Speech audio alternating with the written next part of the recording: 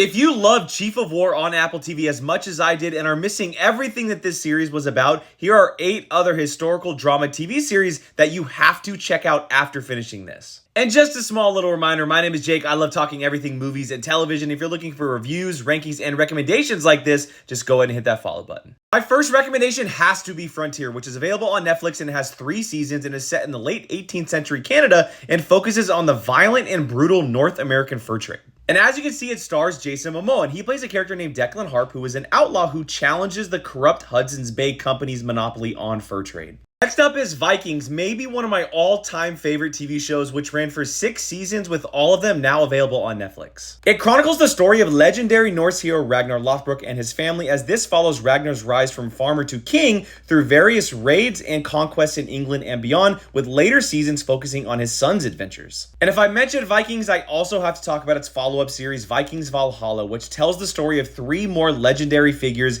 Leif Erikson, Freydis, and Harald Hardrada, who are dealing with their own conflicts about 100 years after Ragnar Lothbrok changed the world. Because we're on the topic of Vikings, and I truly could not do this list without talking about this show, we have The Last Kingdom, which is a Netflix series based on Bernard Cornwell's novels called The Saxon Stories. The story follows the life of Uhtred of Bebbanburg during the 9th and 10th centuries in Anglo-Saxon England. It ran for 5 seasons, but also ended with a feature film called Seven Kings Must Die. Next up is without question the best series on this list, and this is Shogun, which is based on the novel of the same name and available on Hulu. Set in Japan in the year 1600 at the dawn of a century-defining civil war, this follows the story of Yoshi Toranaga, who is fighting for his life as his enemies on the Council of Regents are uniting against him. My next recommendation might be the best show you have never seen, and that is Black Sails, which ran for 4 seasons, with those being available on Netflix and on Starz, and this actually serves as a prequel series to Robert Louis Stevenson's Treasure Island. This chronicles the golden age of piracy in the early 18th century and follows the adventures of Captain James Flint and his crew, who fight for survival and power on the lawless island of New Providence. Next up is Marco Polo, which ran for 2 seasons on Netflix and follows the young Venetian explorer Marco Polo as he navigates the complex and dangerous world of the 13th century Mongol Empire. And last but certainly not least is probably the biggest, I can't believe it got canceled, TV show of all time,